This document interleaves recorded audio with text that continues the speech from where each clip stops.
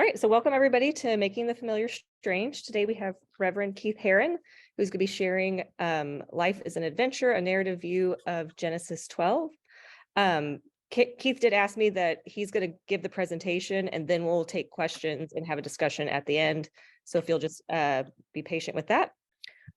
This is a reminder that today's goals for Making the Familiar Strange is to study Abrahamic scriptural stories alongside each other, to encourage perspective taking, by looking at familiar stories from a new point of view, and that the ground rules are be as respectful as possible, to challenge your own assumptions, to speak from your own point of view, and to be open to a new perspective. Sometimes these discussions can make people feel uncomfortable or kind of challenged, and that's okay. But just be respectful for each other and just be open to hearing new things. You don't have to agree with them. That's not the point of this. It's just to be gain new understanding from familiar things. Just a few announcements. On April 27th, we're going to have Abraham's Whiteboard, which is a discussion of race and religion and borders with Dr. Laura and Alexander from UNO.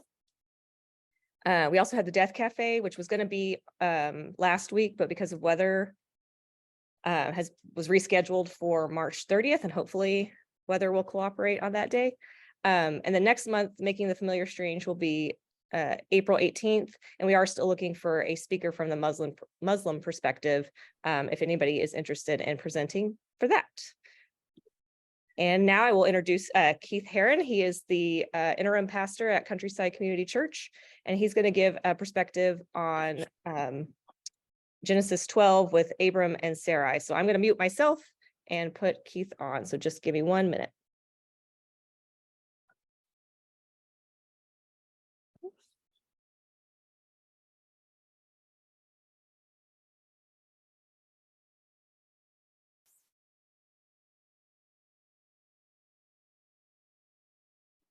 There you go. Okay.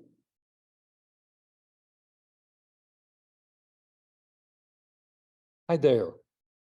This is Keith, and let me just, state the obvious about how absolutely odd or weird this is to be in a big room.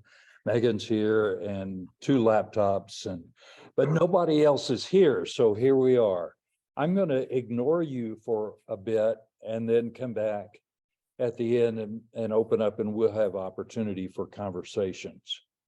I want to say a word about the narrative view. For about the last decade or 12 years or so, I've been reading and studying narrative psychology and narrative practice and thinking about the ways in which our lives are created by stories, that we live a storied life. We have a storied faith, and all of us come out of a common story. In narrative psychology, one of the things that is true is that the brain takes lived experience and converts it to a story. You actually take in an experience, an experiential moment, a process or different things, and you store that in your brain in the form of memory. The brain also does another thing, sometimes consciously, sometimes unconsciously, and it's an edited story.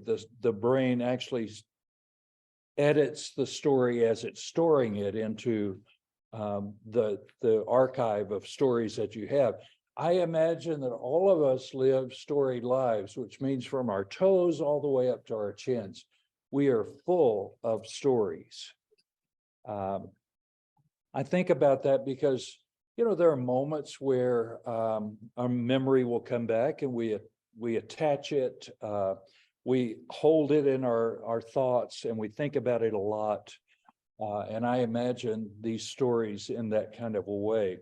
Imagine your stories in your brain being something like a video arcade.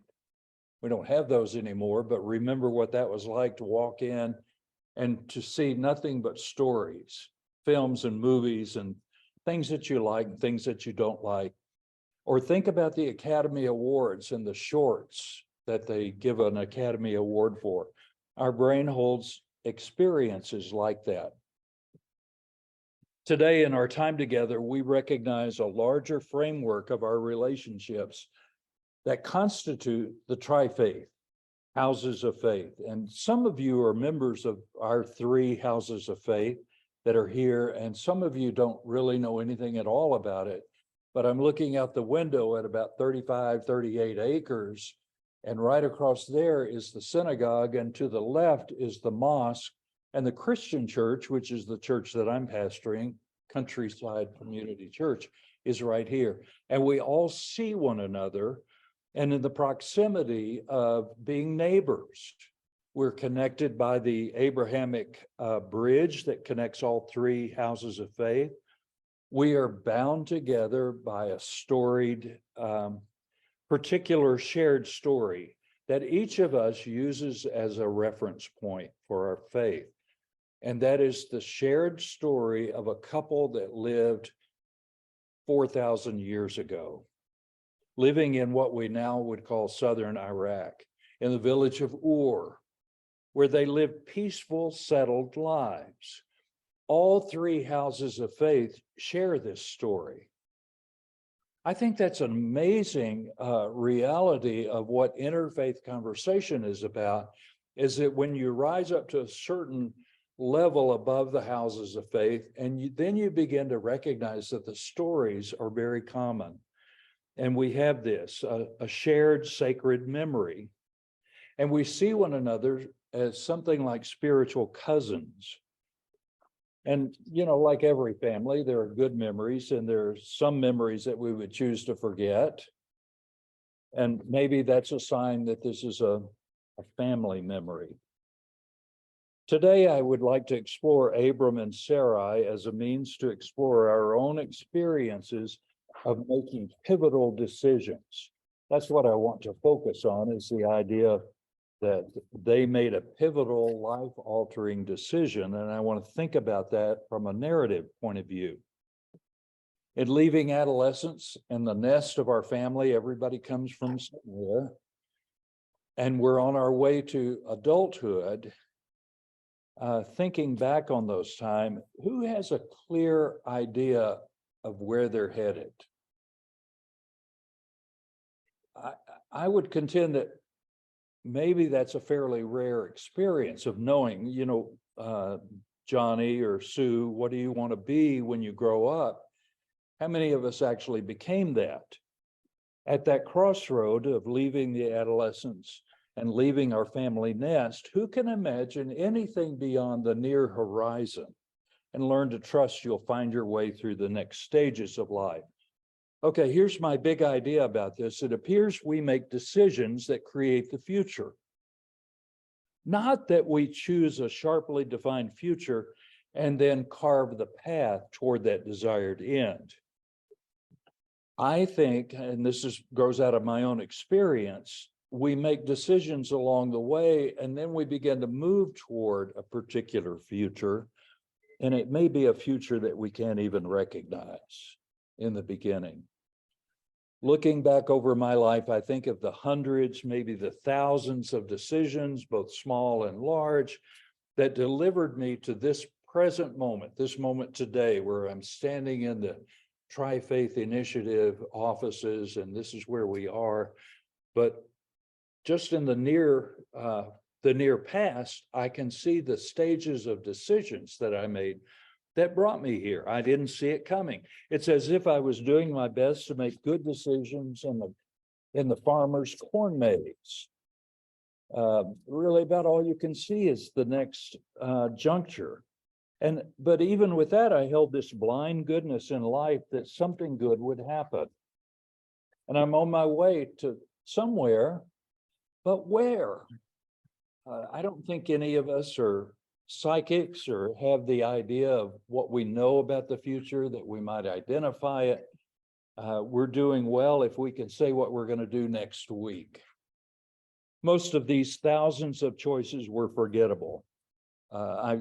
In my notes, I just said they're statistically insignificant. They don't matter much. And yet occasionally a truly big decision was mine, although at the time I might have a hard time determining or distinguishing the big decisions from the insignificant ones that blow away in the wind with no lasting effect. One of the scholars I've been reading is psychotherapist Robert Johnson. He's identified all the unseen decisions in a series of intrusive events, or the happenstance of what life might bring or deliver us to, which he has called the slender threads. The way he describes it is that the slender threads are those seemingly unanticipated events or occurrences evidenced in the everydayness of life. When I think about the intrusions from the outside, things that I don't create even for my own self, and recognize that the slender events are things that come into my life and actually move me around in particular ways, there might be some thought about that might be the signs of a larger hand guiding us into an unplanned future. I'm not much into determinism. Here's what I suggested out of it. Call it faith, call it destiny, call it providence, call it whatever that you want that helps make the unexplainable make sense. I think we are in the making sense business in life, trying to figure out what does it mean. Making meaning is the challenge in those moments. How else do you explain the unexplainable? Along the way, there have been key people in my life, and I know it's true in your life as well, who've unknowingly shined a light on the path of my eventual future. Sometimes it comes along in the idea that there are opportunities that show up, the possibility of something, and it opens up a future for me. Maybe something I would not have even chosen for myself.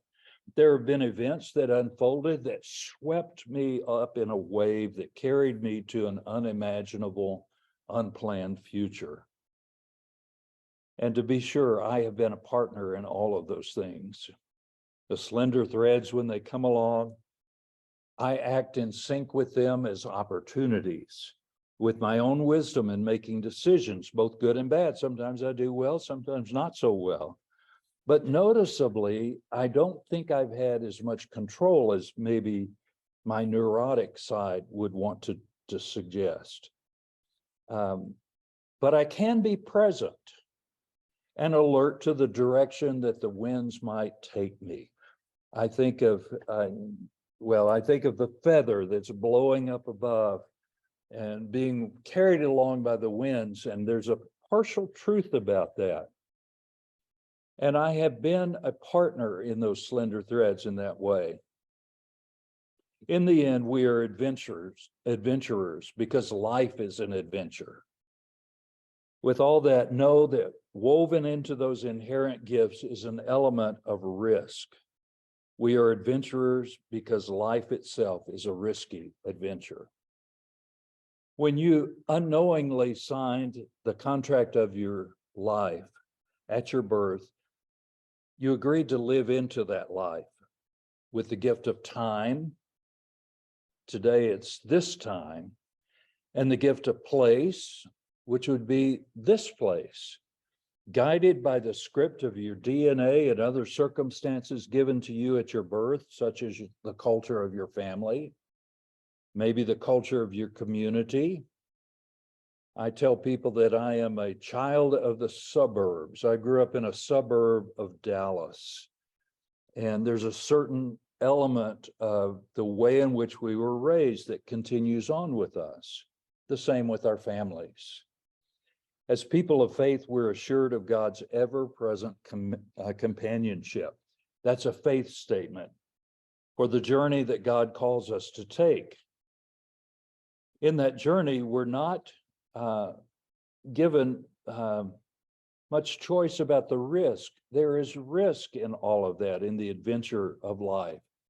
I like what the psalmist said, Psalm 121, it was in our lectionary a couple of weeks ago. The Lord will keep your going out and your coming in from this time on and forevermore. There's that assurance of the presence of God. The psalmist promise today comes with a story, and it's the story of Abram and Sarai. The story of Abram's call, his perception of a call that's said very plainly in Scripture. There's no overabundance of adjectives or adverbs. Here it is. Abram heard the voice and answered. And when he acted on the instructions from the voice and obeyed, his life was transformed. Pretty simple, very dramatic. The Quran extols Abraham as a model, an exemplar, obedient, and not an idolater. Abraham was a prophet and messenger of God. Additionally, he was an ancestor to the Ishmaelites, Arabs, and Israelites, and a historic figure for Christians as well, who, in adopting much of their faith from Judaism, adopted this in a particular way. We would call Abraham, for all three houses of faith, we would call him a shared ancestor of faith, whether you're Muslim, Jewish, or Christian. This ancient story is a universal model for faith that gets reenacted every day, somewhere, anytime a desert nomad crosses an unmarked border from one country to another in search of a land of promise. That old story is an archetypal story of the way some people engage in life. And God's terse command to Abram, living in the land we now call Iraq, has been translated and commented upon over the years in various ways. This whole idea of God tapping him on the shoulder and saying something to him. What did he say? Well, here's some versions that I picked up from some translations. One's just the simplicity of go. Another one is to go forth. Or get thee out, to utilize maybe King James Version. Or here's one, go for yourself, implying for your own benefit. Or my personal favorite is go you forth, this speech that comes across in action. A 13th century Jewish mystic interpreted the text this way: go to yourself, which we might think of as to know yourself, to know, come to a place where you know who you are and where you're headed, implying that Abraham must do what every journeyer ends up doing by seeking to understand him or herself inwardly as an integral part of the journey itself. Such desert nomads, as we can see in our own time, believe that they're following an inner impulse. Maybe if they're people of faith, they claim that it was planted there by God. And on the road, she or he hopes to find shelter and food and water to keep his or her family alive. And every moment and every step is a risk for survival. You know, even in our time, Abram and Sarai's hard journey is repeated around the world. Not only those who risk their lives crossing the Sonoran Desert, linking Mexico to our southwestern border states. We see that every day, it seems. But we can't forget those boat people who came across the Mediterranean from Africa to Europe, looking to find safety. Or how about today, the millions of Ukrainians who fled to neighboring countries, who tried to escape the war and escape the Russian army. This journey, this model, a universal model of faith, is a journey that is a movement toward a hopeful future. And it's a common experience all over the world. The words of calling have currency in our minds. Here's the scripture itself. Genesis 12, 1 and 4. Now the Lord said to Abram, go from your country and your kindred and your father's house to the land that I will show you. And it concludes with, so Abram went. Abram and Sarah's story is a story of heritage about our forefathers and our foremothers who lived long before our time and who journeyed in faith, but whose courage to go forth nurtures us today. And something happens that serves to turn our attention away from the first half accomplishments of life toward something deeper, something that alters our life's trajectory.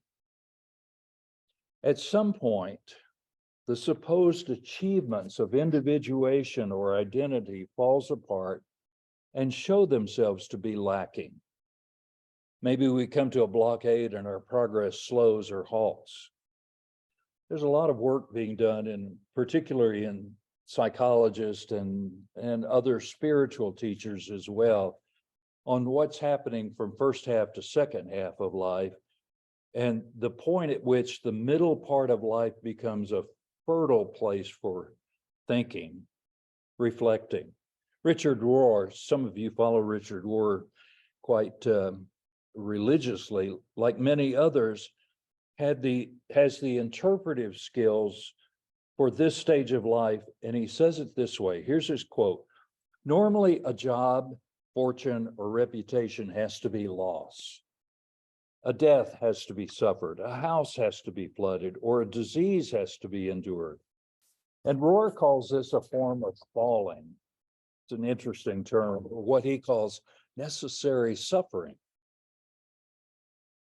Consequently, I believe most of us live our lives backing into the future. You just imagine moving backwards so that you can keep an eye on everything in your past that's a part of you, but you're actually moving toward the future, making the choices of each moment without necessarily turning around and facing the future. The data and the agendas of the past are guiding us. This explains why repetitive patterns turn up. We keep making the same moves in life because we're committed to where we've been. I like what Carl Jung humorously noted when he said, most of us live in shoes too small for us. I like the comedy that's in that truth. We exist within the boundaries of old strategies and unwittingly become the enemies of our own growth, our own soul, through our repetitive history-bound choices. We keep making the same choice over and over again. And it's far easier to walk in shoes too small for us than to step into the largeness the soul expects and demands. I think about Soren Kierkegaard's observation about the paradox and that life must be remembered backward, but must be lived forward.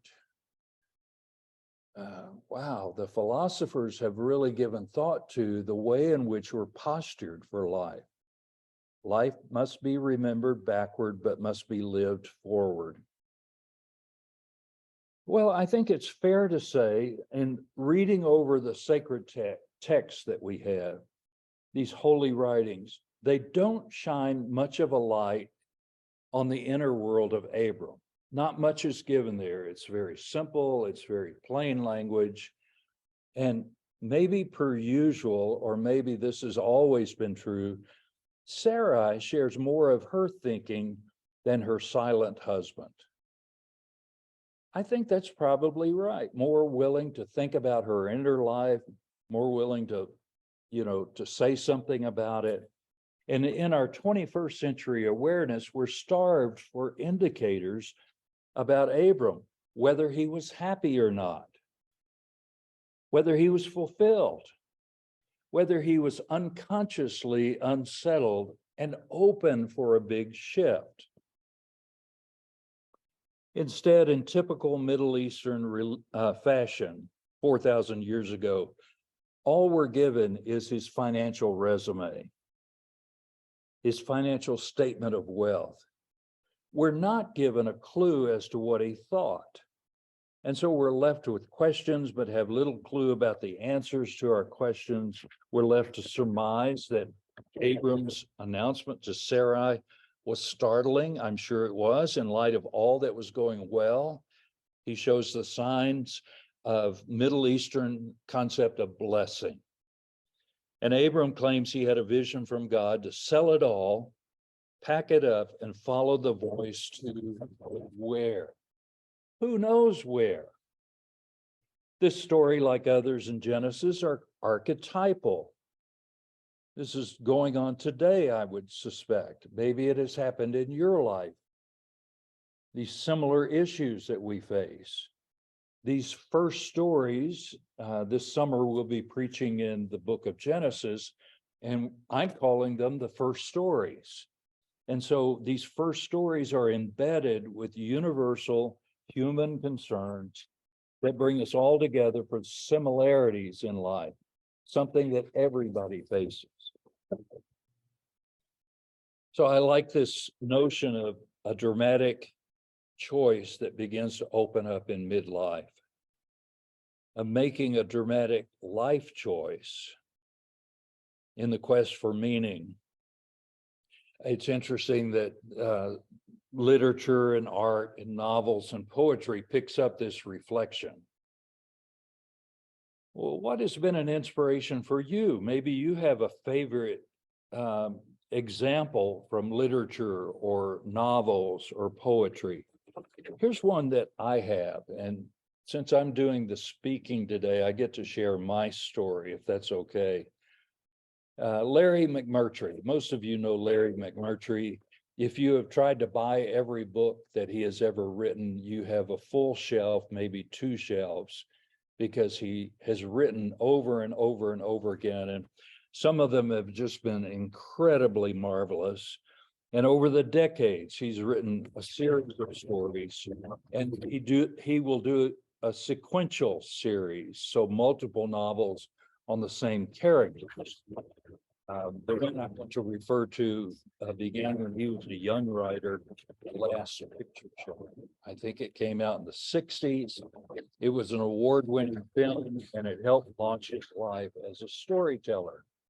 Roger Ebert described this story, particularly in the movie, as about a town with no reason to exist and people with no reason to live there. The only hope is in transgression.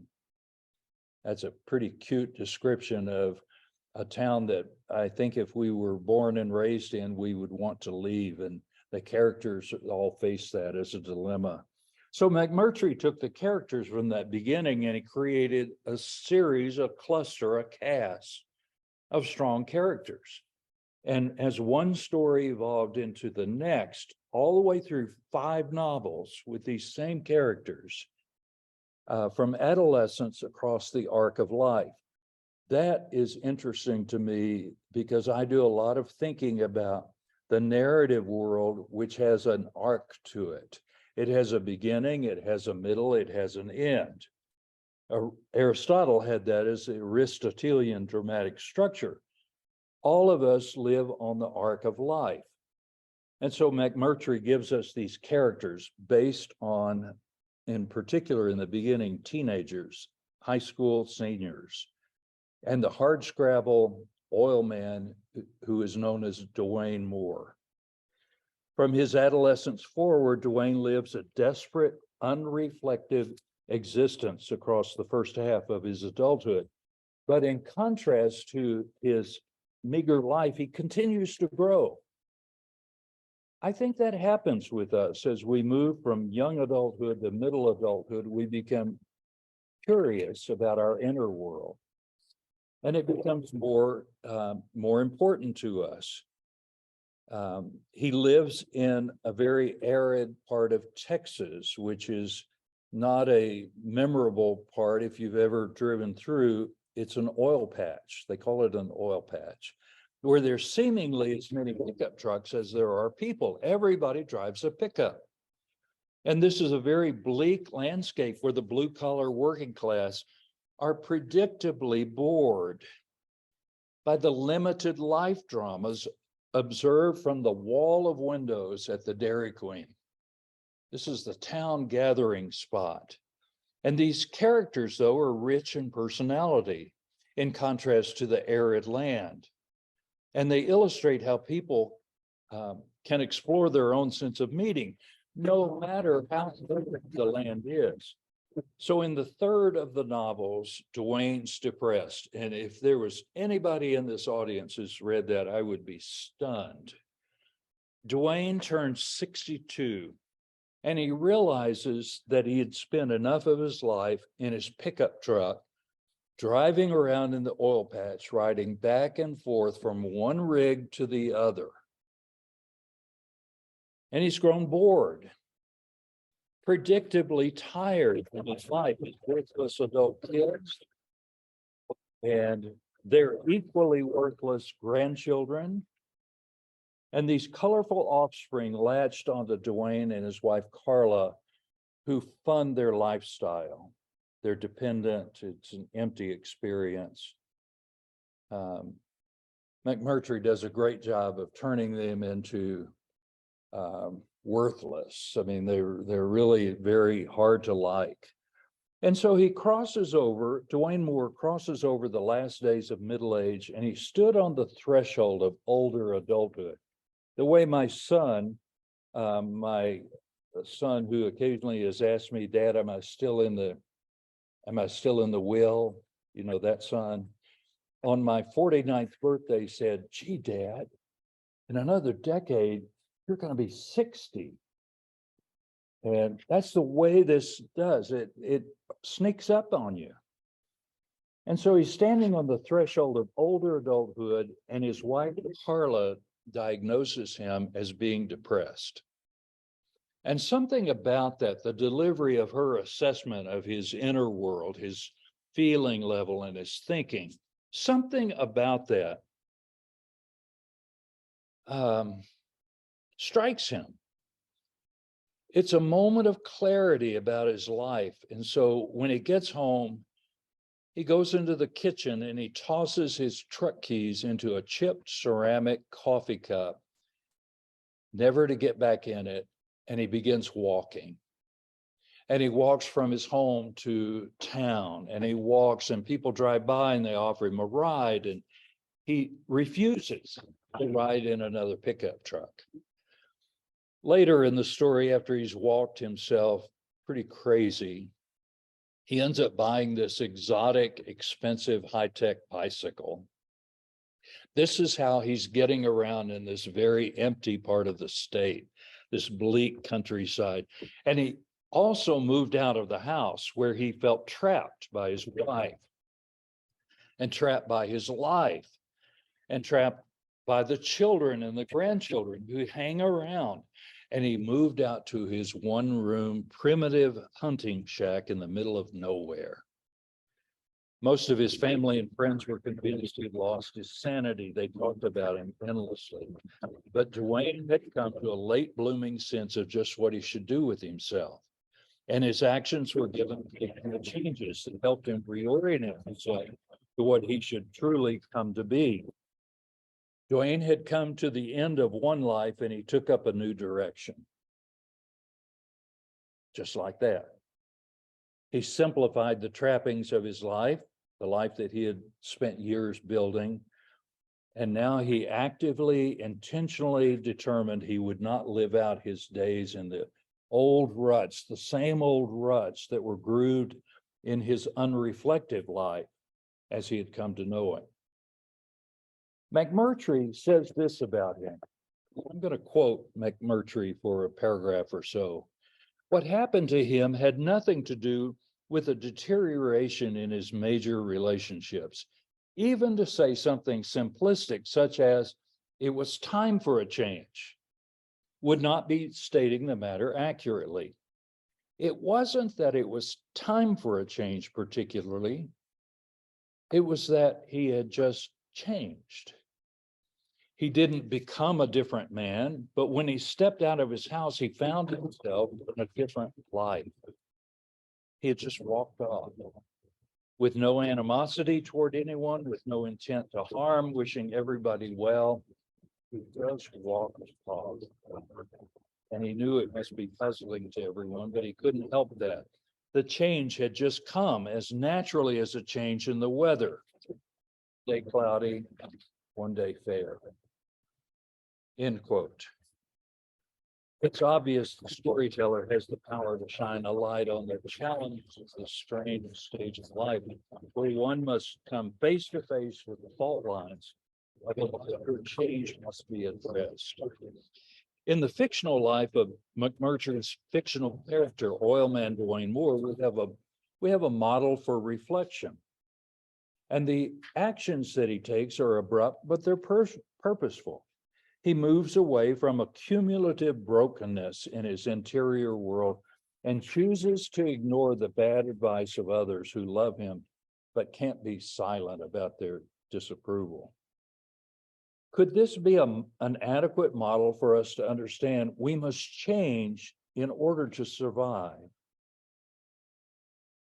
In the interconnected world in a family, one can see how the web of others around you, this is called family systems theory, about the web that comes together.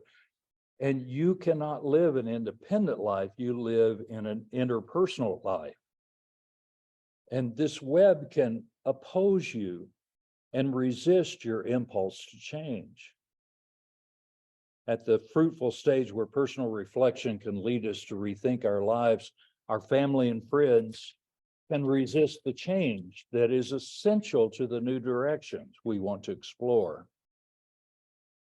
In the second half of life, there are two major tasks we must embrace: the recovery of personal authority and the discovery of a personal spirituality.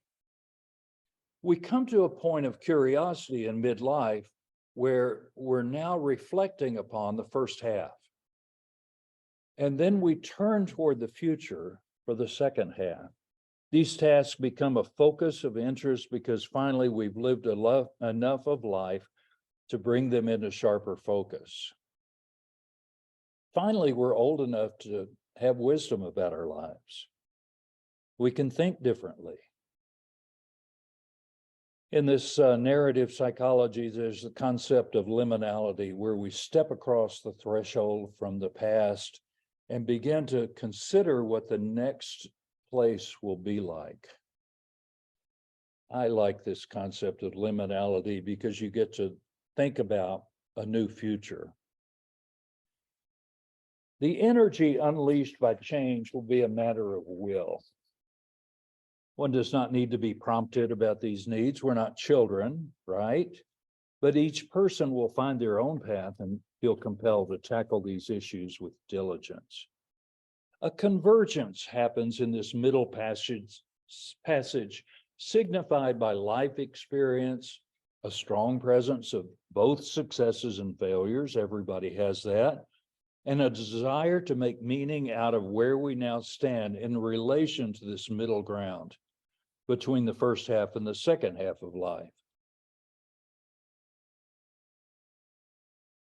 I like reading the Carl Jung approach. Jung is the cartographer of the arc of life. Everybody refers to him, and he sees this challenge as the coming realization we finally made the long climb to this middle stage, and now we're challenged to descend the path we've taken. We finally come to the crisis of change, and we set goals and tasks. The stage of life is shifting under our feet. The goal of childhood is to become an individual, and the goal of adulthood is to give individuality away. The task of childhood is to separate, while the task of adulthood is to connect. By midlife, we're beginning to make meaning of life and become more of our true self. Many come to the experience in this crisis of change in the middle years after they reawaken to the awareness of their lives through deep reflection. We begin to think more, we begin to analyze more, we become philosophical about things. All the grinding to create a life one has lived without reflection gives way to this possibility, this opportunity for courage. The courage to go in new directions. The courage to fulfill your calling in life. And this might be experienced as an itch or a twitch, a subtle demand, or a deep inner yearning. No matter, one gives themselves to making the needed changes or one will stagnate. How people go about this is just totally individual. Some will choose symbolic actions that point to an inner shift, a new direction. Some are doing strange symbolic things, like maybe getting a tattoo of some deep meaning, or accepting a challenge they put off, such as hiking the Appalachian Trail, or maybe going to Spain and doing the pilgrimage there, the Camino de Santiago. Some go back to school, they retool. Some will leave the work that has consumed them for the last several decades and do something altogether differently. Some go to law school. Some open up a soup kitchen or a bike shop. Some will grow their hair long and others will shave it off. Some will grow a beard. Some will quit wearing a bra. Some will wear bow ties or take up a serious hobby or write a book. The point is not so much the thing itself, but what it happens. Life is an adventure. Listen again to the poet who says this: tell me, what is it you plan to do with your one wild and precious life? Thank God for Mary Oliver and for the wisdom that she shares to bring all of this into some focus. I have yacked quite a bit, and I'm sorry, I'm a little sorry, I'm not totally sorry. But I'm curious what kind of conversation you might want to have about this or anything.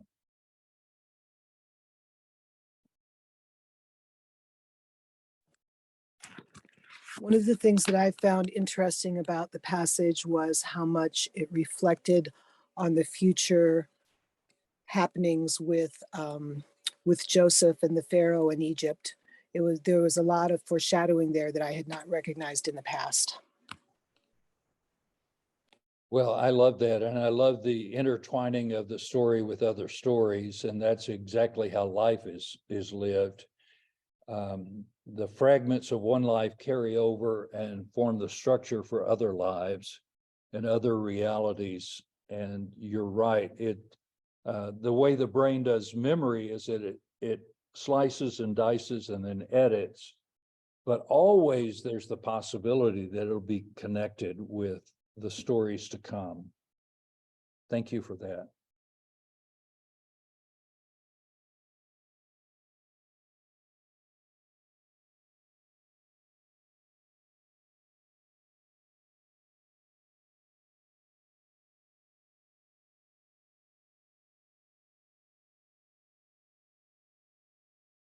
Any others?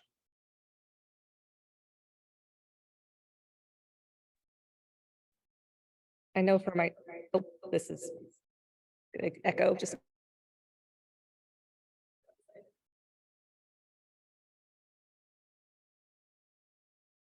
I was just gonna say for myself, reading the things that people do in their midlife, having recently turned 40, I went back to school, got a new job, and got a tattoo. So I've got the trifecta there. So Yeah, triple hit. It made me look forward to turning 40. So there you go. Well, the conversation that I presented is built upon the platform of the middle-aged curiosity and the need to make a shift. And we invest pretty heavily in the first decade or two of independence. Actually, we're not very independent, we're interdependent. But we go far enough down a path, many of us, that we come to something that has to break open. My curiosity about the story of Abram and Sarai is the curiosity of what happened within them that would make this compelling. I don't have an answer. I just have reflection about it, just curiosity. And part of that is the curiosity I have in stages of my own life of making new directions, making decisions. And maybe that's happened with you as well. You know, Keith, it's interesting that when you look at the three faiths that share the Abraham connection, two are Middle Eastern, one is Western, Occidental, if you will, but it's intriguing. They share that archetype as a common element. And then, but yet in those differences of archetype, we cease to, or we've been taught not to look for the similarities, but the differences. And I find it intriguing that when I look for the similarities, it makes me share and want to find how can I connect instead of reject what they can offer me. And even the differences of how Abram appears in those traditions and Abram's importance and Sarai's importance. There's just so much there that, can be fodder for many things, reflective as well as spiritual. I think what's difficult in the story, and it seems to be true from the sacred scriptures of all three groups, is that the story comes across two-dimensional, because we don't get the third, something about that third camera angle that creates depth and understanding. And so we're left with our questions, but not many resources for creating human characterization that shifts in the person of David. He becomes more of a three-dimensional character, and others in scripture as well. But in those early stories, we don't get much of that. Maybe we need that space to be able to just question and allow the questions to be there, and not to have to prescribe to a specific answer, but figure out what the answer might be if we were in their place, or, kind of putting the shoe on, what do I think about it, and not having to only stick to a prescription for a story. I like that a lot, the open-endedness, which allows for people to, and this is what happens in narrative life. If I tell you my story, you're gonna tell me your story. And this connection from story to story, from person to person, is an amazing thing, to the point that you might interrupt my story in order to tell me your story. I've seen that happen in conversations. And all of us have a perspective, and it's based on our lived experience and our way of seeing the world. I think the text is wide open for interpretation like that. Bill Moyers has a book that does that very thing. He takes the Genesis stories that we all know, and he gathers a group of folks, religious, artistic, and he lets them voice the story and what makes it important for them. And it's an absolutely intriguing connection of faith and art and many other ways of looking at the stories. I loved that series and still love it. Forgot about it. We should revisit that. That's great. Yes.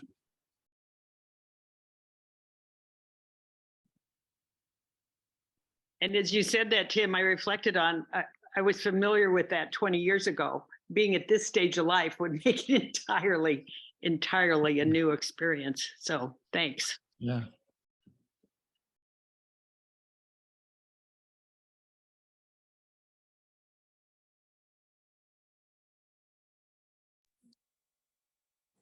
Years ago, when I was 40, I recognized that I had walked for 40 years as other people expected me to walk.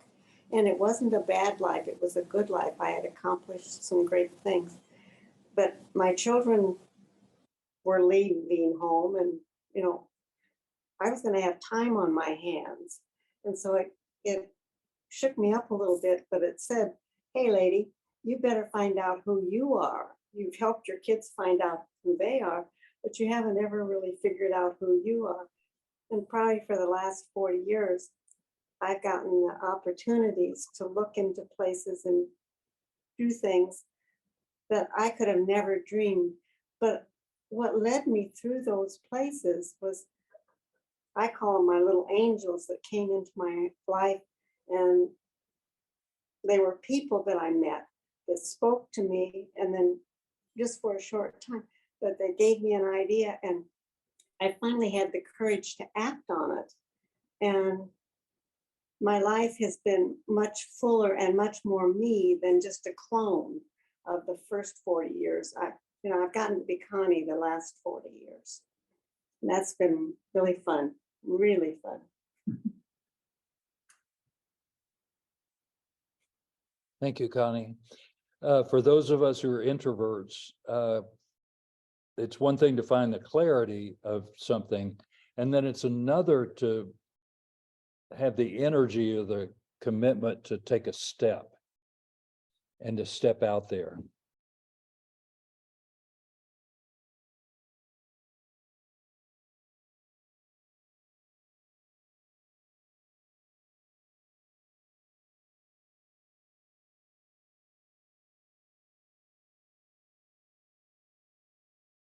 Have we run out of gas? I want to acknowledge that when I saw the list of attendees today, 3 come out of my childhood, of people that I went to high school with and in the community with. And I'm really jazzed that you've been here today. If you're still on, maybe you checked out, checked on me and then you checked out, but I don't know. But I'm really pretty happy about that. And I like the way too that this format brings together community. Specifically, it's designed for members of our 3 houses of faith in the tri-faith tradition in our partnership together, but it opens itself up to others who come from all over the place.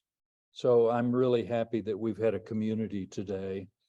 And I look forward to this series going on, making the familiar strange.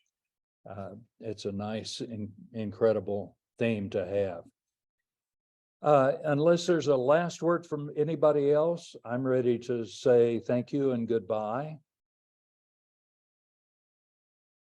Okay. Thank you very much. Thanks for coming.